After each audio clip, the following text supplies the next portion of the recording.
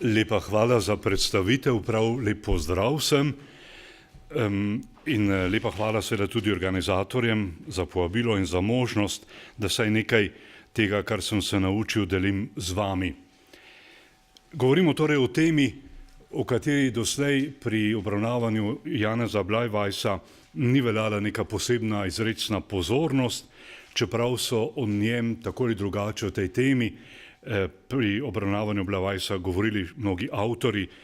Bi samo omenjal, da je o tem govoril, pisal Ivan Prijatelj, pa tudi večkrat o tej stvari spregovori profesor Grdina in še nekateri drugi.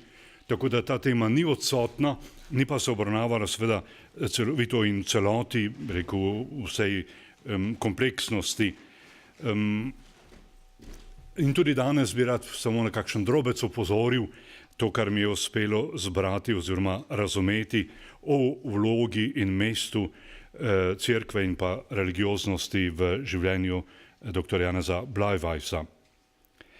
Če so preučevalci njegovega življenja in dela z njim v zvezi omenjali cerkev ali njene strukture, pa nosilce služb, so to delali v optiki svojega časa in svojega političnega merila, to velja poudariti, in če za katero področje njegovega življenja velja upoštevati kontekst in zgodovinski trenutek, potem prav gotovo, ko govorimo o mestu cerkve in religioznosti v njegovem življenju. Vzel sem si za začetek kot neke vrste vodilo besede, ki jih je ob njegovi smrti zapisal urednik Zgodne Danice Luka Jeran, ne vedno v harmoniji z Blajvajsom. Kajti umrl je, tako je zapisal Jeran, kajti umrl je lepe smrti, umrl kot pravi katoličan po lastnem nagibu, prejemši svete zakramente, umrl s presladkimi imeni na jeziku. In še dodal, umrl je v svetem letu, potem ko je bil tudi že prej v svetem letu ob času velikih Ciril-Metodovih slovesnosti v Rimu, doma svojo blago Gospod svojo pobožnost opravil, Bog mu daj večni mir. Konec navedka. Takšnih besed si lahko mislimo, Jeran ne bi zapisal o komarkoli. Dr. Blajvajs je šel iz tradicionalnega katoliškega okolja. Pripadal je meščanski kranjski družini, ki je bila sestavni del kranjske mestne župnije. Zato ne preseneča in ni bil nobena izjema, če je prejel vse zakramente od krsta do popotnice in pogreba v Ljubljani. V družini je imel strica duhovnika po materini strani, to je bil Anton Sumreker, ki je deloval v lavantinski škofiji. Za duhovništvo se je odločil njegov mlajši brat Franc in je deloval v tržaško-koprski škofiji. Ohranil je stike z duhovniki v Kranju in Ljubljani, med njimi je imel stalne sodelavce in osebne prijatelje, kar danes tudi že bilo poudarjeno. Kranjsko župnijo je v njegovem času vodil Avguštin Sluga, ugleden šolnik, sledil mu je Jožef Dagarin, ki je bil Blajvajsov učitelj v Ljubljani. Posebno povezanost, ki je trajala vse do njegove smrti, je imel z Alešem Okornom, svojim rojakom iz Kranja in od mladih nog zvestim prijateljem, ki je umrl leta 1864 kot duhovni pomočnik pri Devici Mariji v Polju. Samo našteti je mogoče ugledne cerkvene voditelje, s katerimi je dolgo sodeloval in imel delovne in zelo dobre odnose, lahko rečemo. To je bil tržaško-koprski škof Jernej Legat, njegov leto dni starejši rojak iz Naklega, s katerim sta si delili v Ljubljani študijska leta gimnaziji in tudi študentska leta na Dunaju. Pa potem džakovski škof Jurij Josip Štrosmajer, ki je imel Blajvajsa zelo v čislih, ali ljubljanski škof Anton Alojzij Wolf, tudi to je bilo danes že omenjeno, je podpiral zelo različne pobude oziroma sta jih podpirala drug drugemu, s katerim je podprl Blajvajsova prizadevanja, tako recimo Zavod Alojzejevišče, večkrat poroča in zelo ugodno o tej ustanovi, pa izdaje slovarjev, nov prevod Svetega pisma, podpiranje jezikovnih prizadevanj in drugo. Ali lavantinski škof Anton Martin Slomšek, ki je bil Blajvajsov redni dopisnik in spodbojevalec. Tako je v njem zapisal Blajvajs: 22 leti sva si bila kakor brata ene duše, enega srca, vse bridke ure, ki so zadevale zapuščeni naš slovenski narod, sva skupaj trpela, pa tudi vse vesele dogodbe radostno skupaj doživela.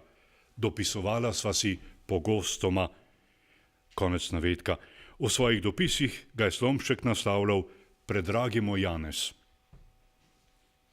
V letopisu Matice slovenske je v leta 1867 objavil zlate drobtinice iz pisem Slomškovih. Številni duhovniki so bili naročniki njegovih novic, dopisniki in tudi sicer spremljali njegovo delo, mu priznavali zasluge na tolikih področjih. Nanje je lahko računal, ko je iskal informacije, dopolnjeval gradivo za razprave, čeprav se je našel tudi kakšen nasprotnik v duhovniških vrstah, nasprotnik njegovih nazorov in borec proti njegovim novicam, kot vidimo to iz pisem Janeza Ciglerja, in on domneva, da je duhoven, kajti ta spis se je javljal anonimno, že takrat so poznali anonimke, ne samo danes. No in Cigler glede na jezik in glede na to, kje se je to pismo širilo, sklepa, da je nekdo od duhovnih gospodov. Kajti novice naj bi bile po tem spisu nasprotne veri in duhovščini in naj bi zaničevale krščanske vrednote in podobno. O mestu in vlogi katoliške cerkve v slovenski javnosti bi lahko govorili o dveh obdobjih, ki jih je kot vpliven in vsestransko razgledan javni delavec doživljal tudi dr. Bleiweis. Najprej je bil čas, ko so se še vedno poznali sledovi državnega cerkvenstva iz časa razsvetljenih vladarjev. Še vedno je veljal velik del jožefinskih ukrepov v odnosih cerkev-država, cerkev-javnost, pa do duhovščine in do odnosov znotraj cerkvenih ustanov. Spomin nanj in ravnanje v skladu s tem so nadaljevali tudi duhovniki vzgojeni v času takšnega režima. Politične spremembe v letu 1848 pa so prinesle spremembe tudi na cerkveno-političnem področju ter odnosih med državo in cerkvijo. Cerkvenovodstvo v Avstriji je postavilo svoja pričakovanja in zahteve, ki so bile v pretežni meri uresničene s podpisom konkordata v letu 1955, predhodno pa že z ustanovitvijo Avstrijske škofovske konference, ki je vtedaj bila predstavnica interesov cerkve pred političnimi oblastmi. Njegov čas, zlasti obdobje po letu 60, pa je bil pomemben za urejanje odnosov med državo in cerkvijo, posebno v obdobjih, ko je prevladujočo moč dobivala nemška liberalna in proticrkvena politika. Redno je zato poročal o urejanju odnosov med monarhijo in Svetim sedežem in s tem povezane novice o pripravi konkordata, njegovi uveljavitvi in odpovedi.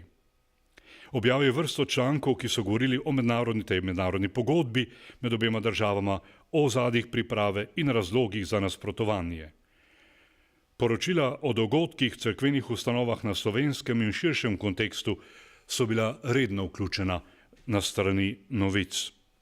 Zadovoljstvo je poročal o pomembnih cerkvenih dogodkih, ki so jih pripravljale župnije in jim pri tem izrekal pohvalne besede, če so se odločile za kakšno novost ali novo pridobitev. Poročal je tudi o pomembnih dogodkih v svetovnem okviru, naprimer obhajanju slovesnosti čas bratu Cirila in Metoda, po svetih letih, dogajanju v Vatikanu v koncu koncila, o ravnanju posameznih škofov. Objavljal je pisma slovenskih misionarjev in ovrednotil njihovo delo za ohranjevanje izvirnosti, če omenim samo ene indijanskih struktur, in pohvalil delo, ki ga opravil misionar škof Baraga. Kolikor je priznaval, da je bilo krščanstvo sestavni del slovenske kulture in duhovniki pomembni nosilci narodnih in kulturnih vrednot, pa je hkrati ohranjal distanco do pretiravanj, ki so se občasno pojavljale v katoliškem tisku, predvsem takrat o srednjem listu, to je bila Zgodnja Danica. Odkrito je zapisal, da je osebna pravica vsakega človeka, da si oblikuje lastno versko izkušnjo in da je izrazil odklonilno stališče do vsiljevanja stvari, ki so bile samo akcidentalne za graditev osebnega odnosa do Boga. Novice niso bile nikdar zagovornice hinavščine in tako imenovanega tercijalstva, ker sta jim obe veljali kot gnusoba, izraz, ki on uporabi. Z mirom, navajam, pa branile svetinje naše katoliške vere in z mirom cenile neprecenljive zasluge duhovščine, naše za duševni, materialni in narodni blagor naše domovine. Konec navedka. Zato je ob začetku leta 1871 javno vprašal liberalne kroge, odkot takšna sprememba odnosa do cerkve in duhovščine v tako kratkem času. Le po 3 letih so ponovno začeli pisati in govoriti samo o farih. Kot redno v gledanju na posameznega človeka seveda je težko in nemogoče izrekati sodbe o njegovi osebni veri ali osebnem odnosu do Boga. Kakšno značilnost tega odnosa in pomena vere v izbiranju vrednot pa je mogoče zaslutiti tudi na temelju življenjskih odločitev, pa uporabe govorice, odnosov do verskih vrednot, cerkvenih ustanov ali nosilcev cerkvenih služb. Težko bi pri njem govorili o podpiranju manifestativnih ali triumfalističnih oblik kazanja verskega prepričanja. Ne preseneča, da je bila njegova govorica sad duhovnega vzdušja, ki je vladalo v njegovem času. Na domala vsakem mestu, kjer je mogoče najti izraze, ki so bili sestavni del verovanja in govorice časa. Naj pri tem šlo za Božjega voleka ali pa izrazih neznanja, Oče nebeški, odpusti jim, rečem mi takim, saj ne vedo, kaj delajo. Ob izrekanju dobrih želja ni zmanjkalo, naj ga Bog živi še mnogo let in podobno. Ko se je poslovil od priljubljenega prijatelja duhovnika Aleša Okorna ali kakšnega drugega znanca, ni pozabil dodati, Bog mu daj v miru počivati. Ni mu bilo odveč, da je svojo vrnitev z Dunaja v Ljubljano leta 1841 označil kot tisto, ki je hotela Božja previdnost. Ob svojih potovanjih se je rad ustavljal v uglednih cerkvah na Bledu ali na Višarjah, bil pri več mašah, če obiskal romarsko pot, spregovoril pohvalne besede o pobožnosti romarjev ali pripombo na račun kramarske ponudbe na istih krajih. Zelo jasno in enoznačno se je distanciral od raznih pretiravanj, ki jih je bilo najti v verski praksi tistega časa. Vraževerje mu je bilo tuje. Dognanja znanosti, zlasti ko šlo za mejna področja med vraževerjem in verovanjem, so mu bila odločilna za oblikovanje njegovih stališč. Da bi naravne pojave, ki jih je on razlagal z raznimi oblikami bolezni ali magnetizma, razlagali kot nadnaravne, je razložil kot žalitev Boga. Pri tem mu ni bilo težko najti vzporednic na nastopanju takratnih škofov ali v njihovih spisih, naprimer v Slomškovih drobtinicah. Pri tem pa je dodal svoje načelno stališče. Navajam, novice so se vedno potegovale za vero in za slavo pobožnega življenja in so zmeraj čedne in čiste bile in take bojo tudi prihodnič. Prazne in krive vere pa nikdar ne bojo podpirale, marveč jo na vso moč zatirovale, kolikor to v njih namen sega. Zakaj naša katoliška vera nam je sveta reč in čast in hvalo vselej skazujemo pravi pobožnosti, nikdar pa krivi veri, hinavstvu ali tercijalstvu. Konec navedka. Po mnenju sodobnikov, takšnega mnenja je bil tudi njegov življenjepisec, urednik zbornika leta 1909, dr. Josip Tominšek. Dr. Janez Blajvajs ni bil navdušen za politični katolicizem, kolikor takrat v začetnih letih o tem sploh lahko govorimo. Je pa pozitivno vrednotil tako mesto krščanskih vrednot v zasebnem kot javnem življenju, kot zasluge predstavnikov cerkve za ohranjanje etičnih in narodnih vrednot. Tudi ni bil glasnik in zagovornik reformnih smeri znotraj katoliškega gibanja. Veliko bolj mu je šlo za ohranjanje tradicionalnih vrednot in družbenih odnosov. Ob napadih nemškega tiska na slovensko duhovščino je stopil njen bran in pri tem zagovarjal pravice cerkve, da je sama odločala o svojih internih zadevah in o svojem nastopanju v javnosti. Tudi Franc Šuklje, danes je bil tudi že večkrat naveden, tudi Franc Šuklje je pri Blajvajsu opazil, da je imel z duhovščino dobre stike. Navajam, z bistrim očesom je bil sprevidel, da je moč našega naroda zasidrana v zdravem kmetskem ljudstvu in ne na pol ponemčenih, vobče kulturno zaostalih meščanih. Ali ključ do srca našega kmeta je imela takrat, ter ga ima še dan danes naša duhovščina.